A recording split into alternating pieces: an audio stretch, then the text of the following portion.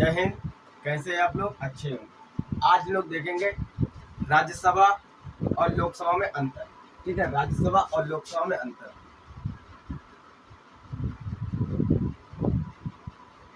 राज्यसभा और लोकसभा।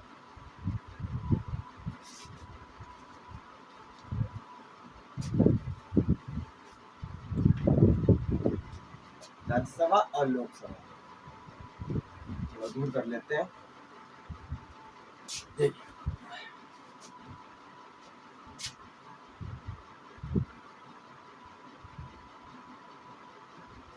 ठीक है, देश को चलाने के लिए तीन चीजें जरूरत पड़ती है। कौन कौन सी? विधायिका, न्यायपालिका और कार्यपालिका। ठीक है, ये विधायिका है। न्यायपालिका हमारी क्या होती है? न्यायपालिका होती है हमारी हाई कोर्ट, सुप्रीम कोर्ट और डिस्ट्रिक्ट कोर्ट होते हैं। ठीक है, और जो कार्यपालिका होती है, कार्यपालिका हो जाती है जो गवर्नमेंट सर्वेंट होते हैं। आईएएस हो गए, आईपीएस हो गए, लेखपाल हो गए, तो ये किस में आते हैं? पुलिस दरोगा होगा, तो ये किस में आते हैं? ये कार्यपालिका में आते हैं। ठीक है, देखिए, राज्यसभा और लोकसभा अपने दिल्ली के सदन में ये बना हुआ है, अब तो नया बन गया। इधर है लोकसभा, इधर है राज्यसभा, और बीच में सेंट्रल हॉल। यहीं पर अपना संविधान लिखा गया था। यहीं पर क्या लिखा गया? यहीं पे संविधान लिखा गया था। ठीक है, देखिए, लोकसभा का चुनाव जो है वो हम सभी को पता होता है कि लोकसभा का चुनाव कब हुआ, कब नहीं हुआ। अभी 2019 में मोदी जी जीते थे, वो लोकसभा का चुनाव हुआ था। अब 2024 में फिर चुनाव होगा, तो कौन सा चुनाव होगा? वो लोकसभा का। यानी इसमें क्या लिखा जाता है कि ये चुनाव जो है ये जनता करती है। कौन करती है ये चुनाव? ये चुनाव जनता द्वारा होता है। जनता द्वारा चुनाव होता है। ठीक है, ये जनता द्वारा चुनाव होता है, यानी ये प्रत्यक्ष रूप से चुनाव होता है। ये प्रत्यक्ष लोकसभा का जो चुनाव है वो प्रत्यक्ष रूप से होता है, और राज्यसभा का जो चुनाव है वो अप्रत्यक्ष होता है। यानी ये पता ही नहीं चलता कब हो जाता है। ये चुनाव पता ही नहीं चलता, कभी भी हो जाता है अप्रत्यक्ष चुनाव।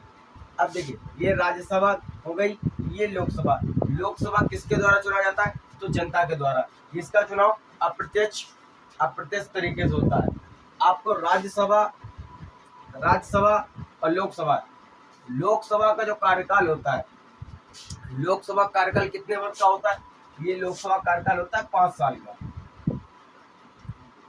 5 वर्ष का। इनके सदस्य होते हैं सांसद, जिसे कहते हैं। इनके सदस्य जो होते हैं उन्हें सांसद कहते हैं। इनका भी कार्यकाल होता है कितना? 5 साल के लिए इनका भी कार्यकाल होता है। ठीक है,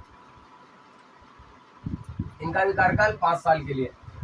और राज्यसभा में कार्यकाल नहीं होता। राज्यसभा का कोई कार्यकाल नहीं होता है। किसका कार्यकाल होता है? तो राज्यसभा के सदस्यों का कार्यकाल होता है। तो लिखते हैं सदस्यों का कार्यकाल।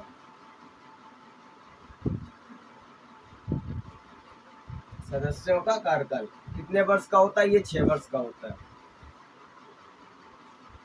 राज्यसभा के सदस्यों का कार्यकाल होता है, जबकि लोकसभा का कार्यकाल 5 साल होता है, और इसका कार्यकाल जो है स्थायी होता है।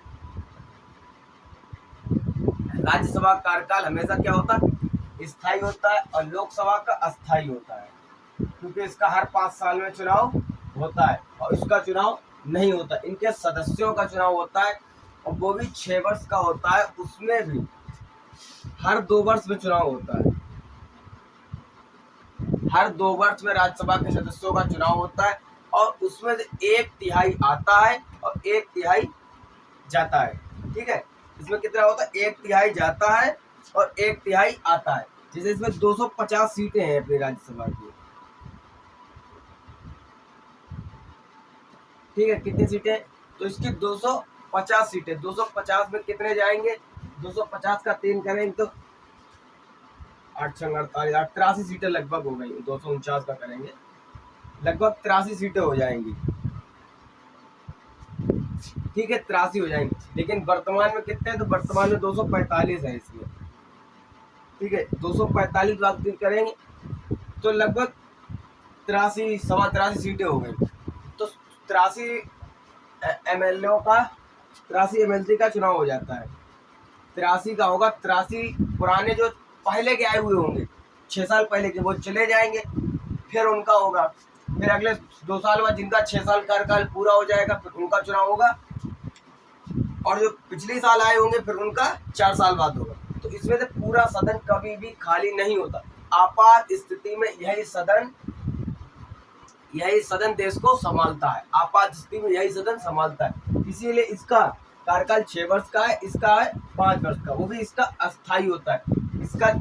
इसका विघटन भी हो जाता है। जैसे मान लीजिए हम आपको होता है विघटन, यानी सरकार इसमें गिर भी सकती है, इसकी सरकार गिर भी सकती है। जैसे अटल बिहारी वाजपेयी की सरकार एक बार गिर गई थी, इसी प्रकार इसकी सरकार गिर भी सकती है। जैसे मान लीजिए इसकी सीटें कितनी है, अपनी जो सीटें हैं लोकसभा की 552 सीटें हैं, 552 सीटें, लेकिन वर्तमान में कितने हैं, तो वर्तमान में है 545 है। ठीक है, वर्तमान में कितने हैं, तो 545 लोग, 545 सांसद हैं। 7 सीटों पर चुनाव नहीं होता।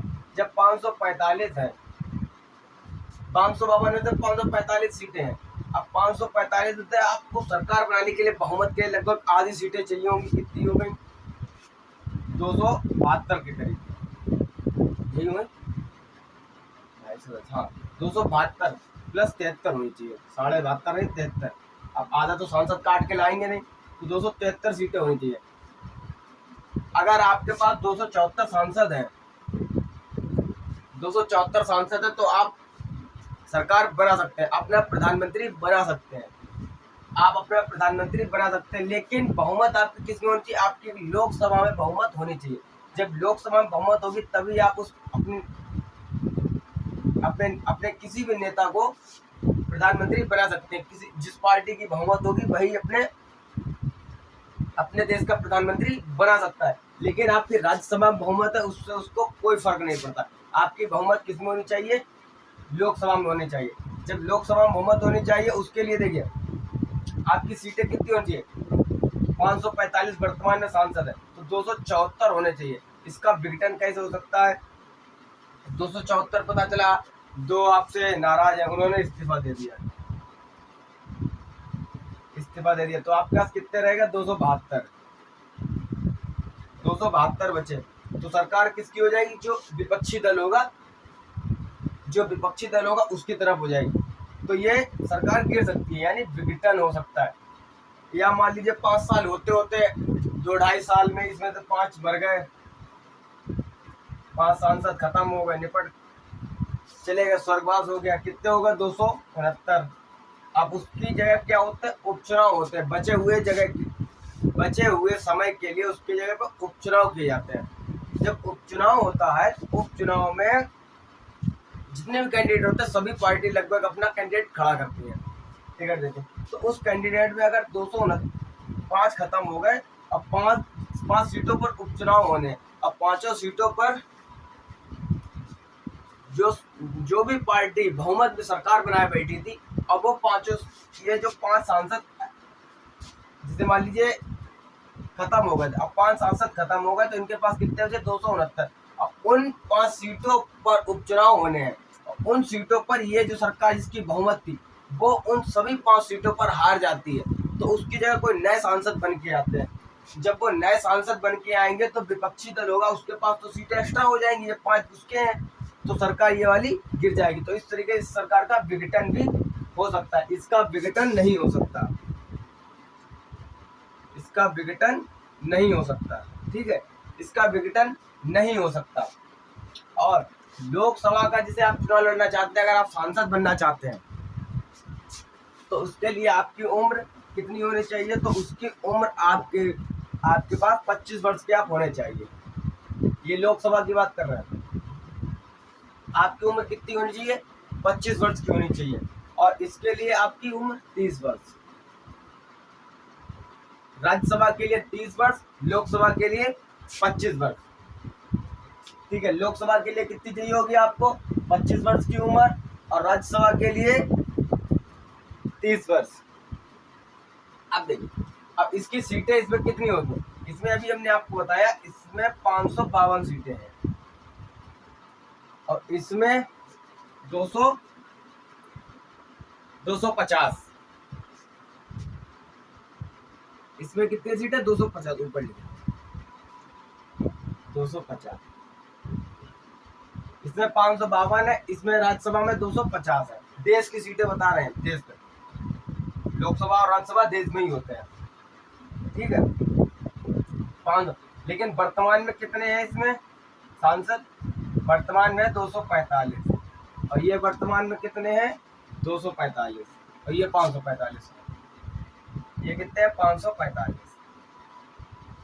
ठीक है। इसके 545, अब ये 7 का है, 7 में से देखिए जो 530 है, इसके 530 सीटें जो हैं वो किसके आती, वो राज्य से आती हैं, यानी जो राज्य है। और 20 सीटें कहाँ से आती हैं, यूनियन टेरिटरी से, केंद्र शासित प्रदेश, यूनियन टेरिटरी से। और 2 सीटें मनोनीत की जाती हैं, कौन करता है मनोनीत, राष्ट्रपति मनोनीत करते हैं, जो एंग्लो इंडियन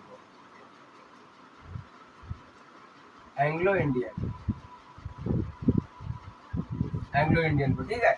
ये हो गई कितनी, 530, 20 और 2 सीटें, 552 सीटें। अब वर्तमान में 545 कैसे, ये भी हम आपको बता रहे हैं,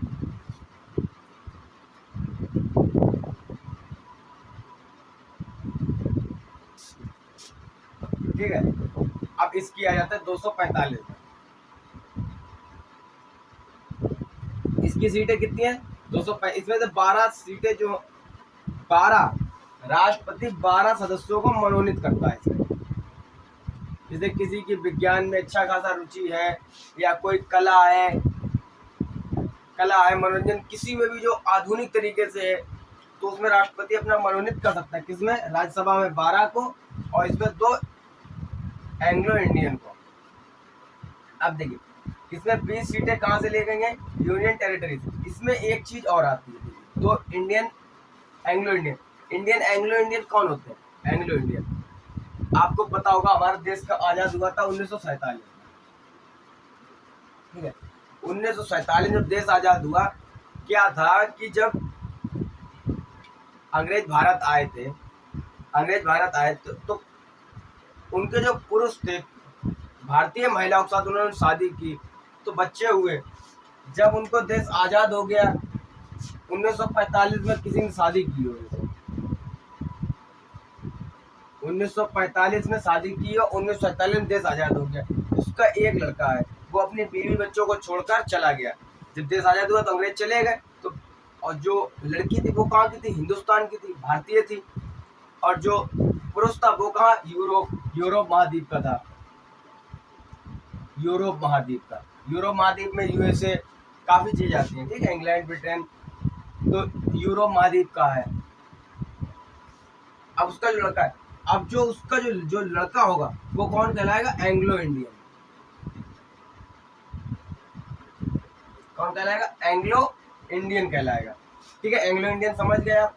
अगर इसमें एक चीज और आती है, अगर चुनाव कितने होते हैं, 545 में चुनाव होते हैं, 530 राज्य से, 20 सीटें कहाँ की, यूनियन टेरिटरी की, और 2 सीटें ये एंग्लो इंडियन वाली आ गई। अब पता चला कि 2 एंग्लो इंडियन जो है, इसमें से 2 एंग्लो इंडियन इसमें से जीत के आ गई, एक जीत के आ गया, तो राष्ट्रपति सिर्फ एक को ही मनोनीत करेगा, 2 को मनोनीत नहीं कर सकता। और अगर 2 इसमें से जीत के चले आए, इसमें से अगर 2 जीत के आ गए एंग्लो इंडियन, तो राष्ट्रपति दोनों में से किसी को भी मनोनीत नहीं करेगा। और ये जो 5 सीटें, ये जो खाली हैं, ये जो 5 सीटें खाली हैं, ये क्यों खाली हैं, ये 5 सीटें जो क्यों खाली हैं, अपना जो कश्मीर का ये वाला जो हिस्सा है, ये लगभग कितना जो हिस्सा है, ये 30% का हिस्सा पाकिस्तान ने अपने कब्जे में ले लिया था। पाकिस्तान ने अपना कब्जे में ले लिया, और संविधान कब लिख के हमारा आया, 1948 में। 1948 लिखना चालू हुआ, 49 में लिखा, फिर फिर जाके लास्ट में 1949 के लास्ट में बन पाया, फिर 1950 के स्टार्टिंग में लागू हो पाया। उस समय ये 30% हिस्सा किसने, पाकिस्तानियों ने, पीओके ने कब्जा कर लिया। तो ये 5 सीटें आज भी खाली रहती हैं। क्यों खाली रहती हैं? जिससे कोई भी प्रधानमंत्री या कोई भी जाए तो वो 5 सीटें खाली देके, जिसमें ये आग लगी रहे कि हाँ ये 5 सीटें हमारी छुट्टी हैं, यानी अभी भी हम लड़ाई में पीछे हैं उनसे। पीछे तो नहीं, हम उनसे आगे काफी निकल गए, लेकिन अभी भी हम अपने देश का कुछ हिस्सा उनके कब्जे में रखे हुए हैं। ये आग उनके अंदर हमेशा भड़की है, इसीलिए ये 5 सीटें आज भी खाली हैं। लेकिन ज्यादा दिन के लिए खाली नहीं है, बस कुछ ही दिन में यहाँ पे अपने पूरे 552 सांसद बैठे। ये 5 सीटें जल्दी ही भरी जाएंगी। जो 5 सीटें ये वाली खाली हैं, ये जल्द ही आएंगी। कहाँ पर? इसमें दिल्ली में बैठने।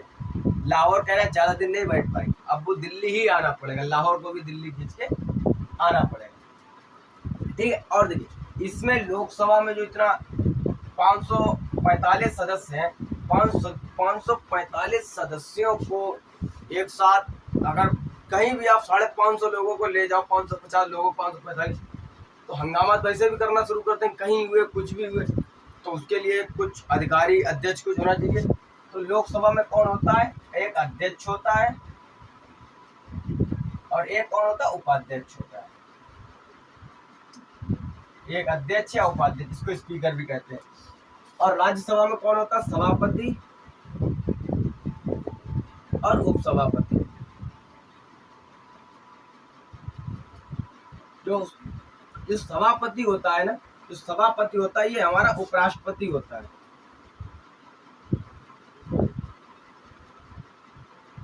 जो सभापति होता है कौन होता है? ये उपराष्ट्रपति होता है। ये सभापति हैं जो उपराष्ट्रपति होते हैं हमारे भारत सरकार के, ठीक है। जब राष्ट्रपति कहीं छुट्टी पर चले जाते हैं, ससुराल चले जाते हैं कहीं घूमने के लिए, तो उसकी जगह पर कौन संभालता है? तो उपराष्ट्रपति होते हैं। वो